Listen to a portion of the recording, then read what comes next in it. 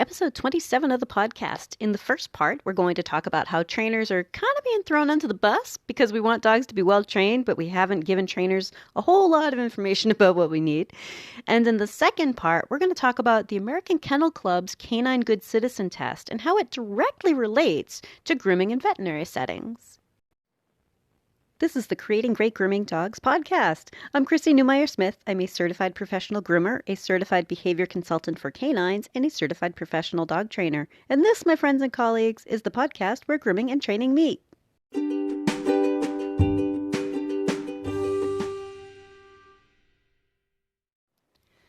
So here we are on episode 27. Holy cow. So what that means is that I have done now 6 months worth of weekly podcasts, which has really been, life-changing. That's kind of cool, right? Like every week for 6 months, I'm trying to come up with content for you, for my listeners, and things that will inspire all of us to try to learn more about this topic. But yeah, 6 months, that's kind of cool. And I haven't broke into a thick New England accent in all that time, so woohoo! But today I want to talk about trainers, whether you realize it or not, we're kind of getting thrown under the bus. And so I want you to be thinking that vets and groomers want dogs to behave well in veterinary and grooming settings, but there's just precious little information for us as trainers to work from. So we're trying to teach a skill, and then that we think is going to be useful for groomers or vets, and then they don't like it, or they never use it, or they just complain that it was too much to do, or too little influence over the dog, whatever. So there are a few courses out there for trainers to work on grooming, vet, and husbandry skills. Like there's the Fear-Free training certifications. There's Dr. Sophia Yin's information. There are some out there. I believe Fenzi Sports has one for animal husbandry stuff. But I got to say, I'm coming from a different point of view. And yeah, everybody looks shocked that Chrissy's coming from a different point of view, right? But I'm coming from a different point of view that many of those courses, as somebody who takes like every course that comes up, I'm like, woohoo! I want to take a course. Many of those courses aren't setting dogs up well for a grooming experience because, or even some of them for the vet experience. And I want you to think about the fact that as trainers, and groomers, you might not realize this, but as trainers, we are so meticulous. And I can't tell you how many different seminars are out there for something like heel work, right? And how many different approaches there are to teaching a dog to heel, whether it be from like puppy level to the higher obedience levels. But we go to classes for the same thing, the same topic, in a variety of outlooks. And I want you to start thinking about dog grooming and vet visits sort of like a dog sport. And I know that's a weird way to think of it, but think about it as a dog sport, because then it's easier for us to say, okay, well, what is the ultimate goal of this dog sport, right? Like what does the end look like that we're training for?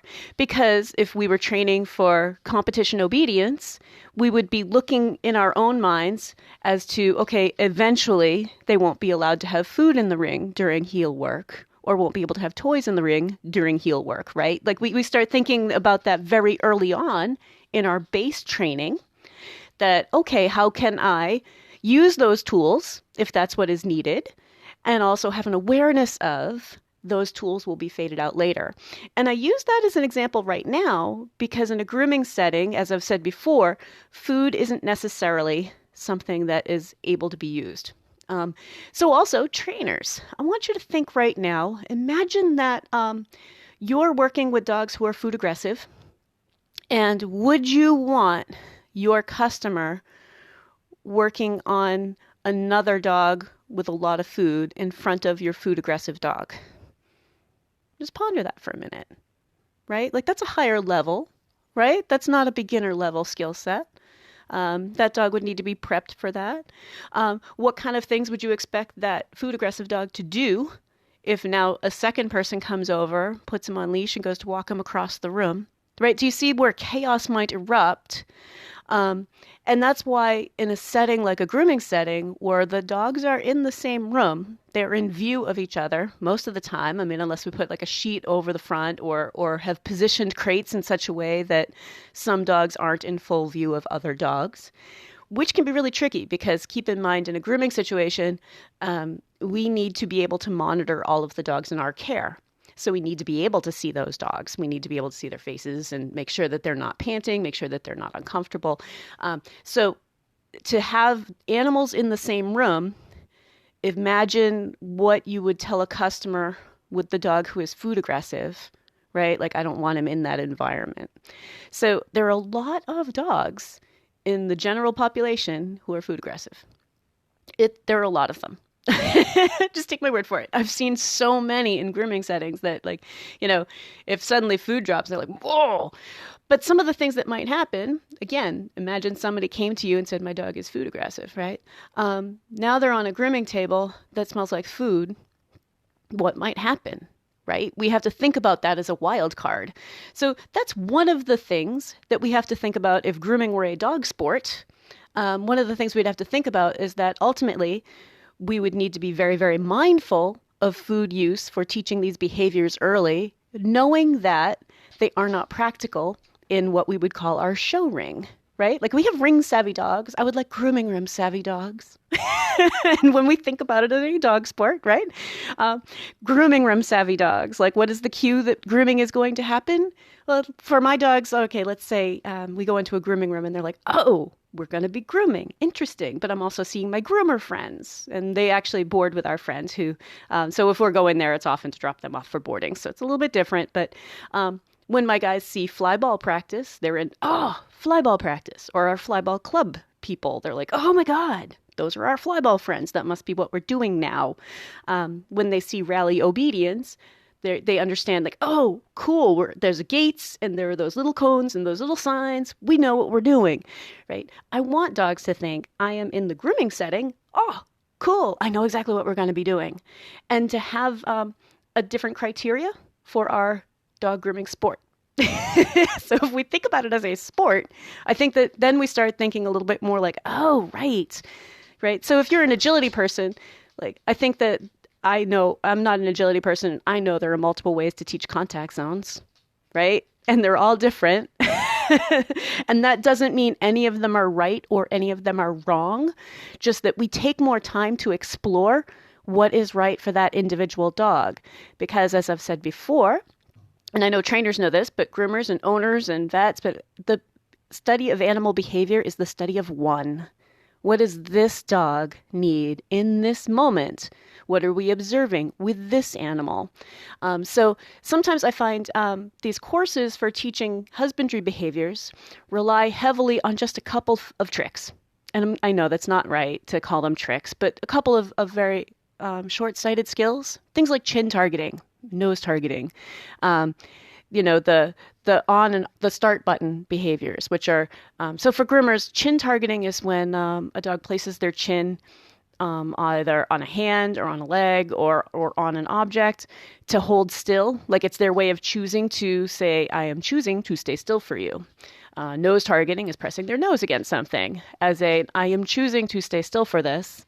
So when you think about, like, targeting, it's not real handy for grooming. And let me tell you why. Because targeting is exhausting, right? If you asked a dog to nose target for half an hour, as trainers, that's an extremely difficult thing for them to do. So in a grooming setting, if you have taught a dog to nose target to indicate that I am ready and I'm willing, then when they aren't willing, or if that's their go-ahead button, when they pull their nose away, they're expecting us to stop. And that's not realistic in the grooming setting, right? What we as groomers, I'm going to say we as groomers, but what I think we as groomers mostly would want is a dog who is calm, comfortable, and cooperative. And I know I say that a lot. So what exactly does that look like? I'm going to tell you, if you have a dog who is calm, comfortable, and cooperative, and they're standing on the table and you're able to just focus on the hair, lift up legs, move them around, reposition them. I've talked before about the posable action figure. You might want to go back and find that episode. But reposition them and move them around. In times when they can sit, I'll let them sit. Like, it's not that rigid. And if they are well trained for grooming settings, it's about as interesting as watching paint dry. So I think sometimes as trainers in some of these courses are telling you to have something that's super obvious, as in, I am willing to let you do this. But the dog that looks about as interesting as watching paint dry is telling you, I am willing to do this, right? It doesn't need to be something huge. It doesn't need to be a huge signal. And actually what we want is a dog who's pretty loose. You know, we've talked about like feeling to see if they're loose or stiff. I want that dog to be loose because the endurance run that is grooming is very different, and they need to be able to be calm through it. And most dogs are interested in what's going on and then kind of check out. And you know what? I like that. I want them to be able to just kind of stare off into space like, this is an interesting point of view. I'm never usually up this high. And I know I'm anthropomorphizing, obviously, but they do. They kind of check out and they just start looking at all their surroundings and gazing at things. But that soft gaze and that soft body language is the ultimate goal. So things that we're looking for are part of that goal. Now, to circle back to vet behaviors, I want you to think about like nose targeting and chin targeting can be super useful for short things, right? And some specific short things. You know, just like in the grooming setting. Yeah, you want to do nose targeting and the groomer understands what you've been working on and is willing to implement it for the nail trim, but maybe not the entire grooming. But so for instance, range of motion. When a vet needs to check a dog's range of motion and that front end shoulder motion, having a nose target or a chin target interferes with that fluid movement. And I think most vets, if a dog has issues, they're like, score, this is wonderful. This is so much more than we could do before with him. And this is an improvement. But for us to keep in mind, the goal of our veterinary sport is a dog who's going to say, just kind of be there and be repositioned. And I'll tell you, you know, one of my guys, when we have to, I know he has occasionally needs his shoulder massaged out. And if he were trying to nose target, his whole body would stiffen. Because I do chin targeting and stuff with my dogs. I think it's fun, but it's not something I ask for if I need to check his front end, right? Because it stiffens his body. So just as a study of one, that's my po dog. But if I ask him to put his chin on my hand and then try to check his front end, it's going to show up as more stiff. And he's so focused on doing what he's being asked to do, this action that he has been trained to do, that he's not necessarily showing me on his body language if he's hit like a little bit of a sore point. So if we're thinking about grooming and vet visits as a sport, then we can explore, all right, so we have this one tool, and this is used wonderfully in some areas. And then what other tools can we explore? And I really want trainers and groomers and vets to talk more about this so that we can get better information out there. And I actually get a little bit of pushback sometimes, like, oh, yeah, that's a great topic for a podcast. I already do that. I'm like, you know what? I already do it too, but I listen to other people's podcasts and read other people's books and take other people's courses. Yeah, of course. I want you to be inspired to learn more or to find out how you can help people do it your way, right? Maybe you have found the cure. Maybe you have found this awesome way of doing it, and you're just kind of assuming that everybody would know that, but we don't. Right? So let's get together and think about it as a dog sport so that then we can remember, oh, right. Like how many different ways are there to teach a sit? How many different ways are there to teach a sit as a front? Right? And when we think about it as a sport, I think for some of us as trainers, it reminds us, oh, right. So not only is a dog an individual and we're looking at an individual's behavior, but also there are so many different ways to teach various actions to get up to the skill level that we need ultimately. If you're enjoying my podcast, please remember to subscribe so that you don't miss any episodes. Since I brought up teaching grooming and vet visits as a sport, I'm actually going to talk about some criteria that are already out there. And I'm going to talk a little bit about the American Kennel Club's Canine Good Citizen Test. So I occasionally hear trainers talking about the CGC, the Canine Good Citizen Test, implying that, or outright saying that it's not realistic for many dogs. And many dogs aren't going to be able to do it. And I get that. I agree with that. But that goal should be what we're trying to work toward for every dog. Even if we don't think they're going to be able to achieve it, that's okay. We should be working toward that for every dog and handler pair. Because as a groomer, I got to tell you, every step of the Canine Good Citizen test happens at a grooming shop. As a vet tech, we can sometimes keep dogs out of sight of each other. But grooming, yeah, that's much harder in a grooming shop environment. And actually, at animal hospitals, it often involves some creative work in the waiting room and scheduling. But let's go through the 10 steps or the 10 actions in the Canine Good Citizen test, because I want to put it through a groomer filter for you guys. And keeping in mind that while I am very groomer centric on this podcast, if a dog learns to be good for grooming, they also are learning to be good for their vet, but not necessarily the other way around, because grooming skills are much harder than most veterinary skills. Veterinary skills have a difficulty level of sometimes it hurts, but they are also much shorter skills. Like the vet doesn't keep a dog's attention for an hour. Very rarely does a vet keep a dog's attention for an hour or two. Whereas grooming, we do. So let's go through the first one, and that's accepting a friendly stranger, allowing a stranger to approach and talk to the owner. Yep, that happens in waiting rooms. It happens in parking lots. You get there with your dog and you get out of the car and someone goes, "Oh, I used to have a dog that looked just like him and I just dropped off my Buffy, and what's your dog's name?" Right? I mean, that's normal. We're at a dog place, right? So being able to accept a friendly stranger, allow them to approach and talk to the owner, happens all the time. Okay. Number 2, sit politely for petting. Well, that one comes in handy, right? It might not be for everybody, but if they're there and the groomer is taking them in and I just want to check them over a little bit, run a comb through, make sure that we don't have any fleas, right? I used to work someplace where that was our normal intake was, okay, let's just double check that we don't see any flea dirt, checking for mats, running a comb through so that you can tell people, okay, let me show you that this is going to need a lot of brushing or need to come off. So being able to sit politely for that, or just be politely able to have somebody handle them and touch them. Number 3 was appearance in grooming, and that's when they're being taught to let somebody check their ears and touch their front feet. Okay, that's pretty obvious exactly who it's for. That's for groomers and vets. So they're like, okay, that's straight up right there for us already, right? Number 4 was out for a walk, just a loose lead. And that's when they're going into or out of a shop.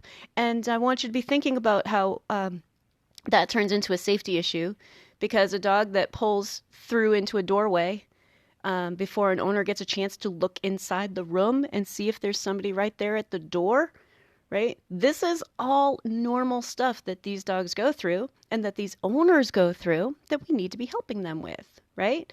So loose lead should be the default. If a dog's on a leash, loose lead should be the default. I kind of don't even care about heel work for most of my average customers. Because you know what? If you teach them to walk on a loose lead and you need them closer to you, you simply give them less leash. But heeling is kind of a fancy version. Like, that's learning how to march in the marching band, right? We don't really need that to walk into a grooming shop or a vet visit. But we do need a dog that is aware of where their owner is. And that's kind of what loose lead walking is. It's like, oh, I have an awareness that I'm supposed to be walking with my dance partner, with my human. So number 5 is walking through a crowd. And that may seem like it's something that dogs don't do. It's one of the ones that people talk about, like, I don't think my dog would ever be able to do that. And the Canine Good Citizen test is so hard. But walking through a crowd is walking through a parking lot or a waiting room. Right? Like, you think about that's a normal part of a dog's day. If they're in a grooming shop with more than one groomer, they're walking through a crowd. Right? They're walking through a room with at least other groomer ankles in view. And everybody's moving around doing their own thing, not necessarily just focusing on them. So walking through a crowd is parking lots, waiting rooms, and walking around in the grooming room or in a treatment room at an animal hospital, because sometimes there are staff in the treatment room and there's commotion, right? Number 6, sit down and stay. Those are very normal training behaviors, and I think that no one should be skipping those. Those are ways to help a dog understand how to interact with us and learn from us. But in a grooming setting or a vet setting, that's one of the ways you can get them kind of paying attention in a waiting room. So if you're in a waiting room at the vet's office and it's not your turn to go in yet, yeah, you can work on things like sit and down and stay, right? That's helpful. You see somebody else coming in and you think, oh, there's going to be another pet coming in. How about I have you stay here beside me until we find out if that's a friendly dog or another person or a cat, right? So those are useful in our day-to-day grooming setting and vet settings, right?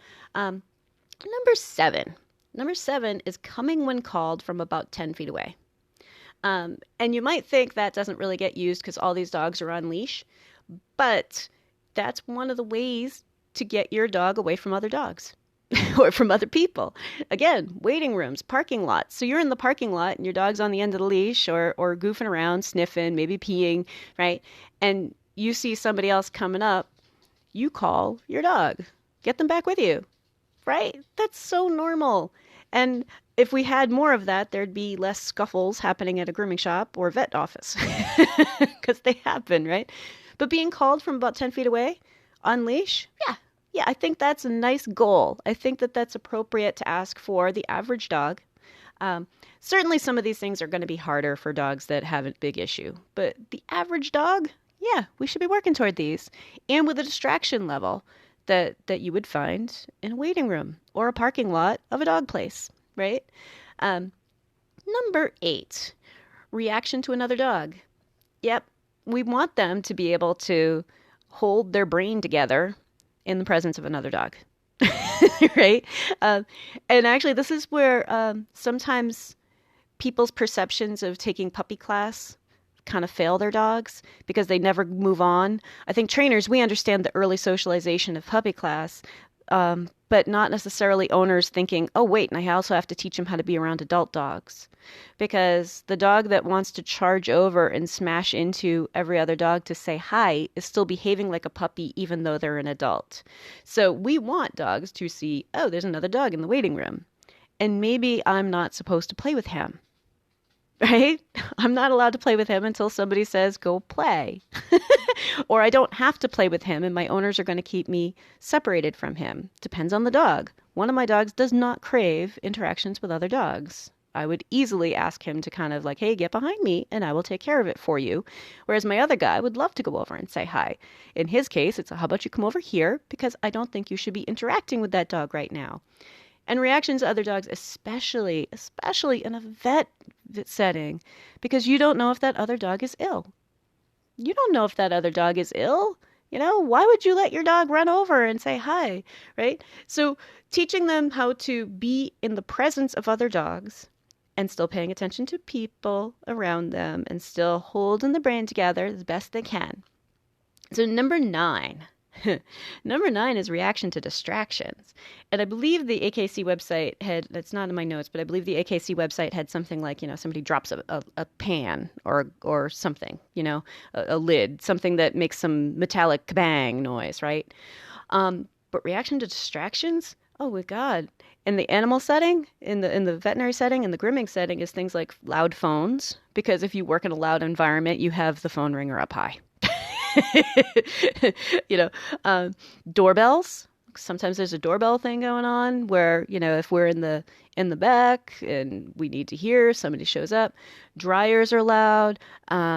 Shop vacs are loud. Some of our equipment can be loud. So I want you to be thinking that the distraction level for sound alone is something that we need to know how they're going to react. We need to be teaching them to react well to that. Now, number 10 is made for grooming and vet visits. Supervised separation, being left in another person's care. And that one is actually meant for teaching dogs to be like prepping them for grooming and vet visits, right? So being left in another person's care, even if it's just for a couple of minutes, we think about, they're going to be passed off to somebody. They're going to be passed off to, even if your vet usually lets you stay for everything, it's very likely you're going to pass your dog to a tech and be on the other side of the room for something, right? I know I'm using lots of something. But so in the first part, we talked about kind of treating it like it's a dog sport. And then on the second part, I pulled out some of the actual dog sport because Canine Good Citizen Test actually does help prepare them for everything we need them to be doing. And the average dog in the average home should be able to do it. Yeah, we should be thinking in terms of, yep, that is easy peasy. That the average dog is going to be able to get that. There are lots of ways to get to it. There are lots of ways to work on it, but it's a great foundation. So, like I said, this was a little bit about trainers being thrown under the bus. Because if we want dogs to be trained to be good for this stuff, we need to tell trainers what we're expecting. And trainers, I want you to be thinking that the stuff that you're doing is awesome, but we need to add more. We need to add more skill sets. We need to add more ways of doing things, which is why I'm doing the podcast. Man, I want us all to be thinking about it. I want a new think tank because the couple of skills that we have aren't vast enough to help most dogs. They help in little ways, and those are awesome.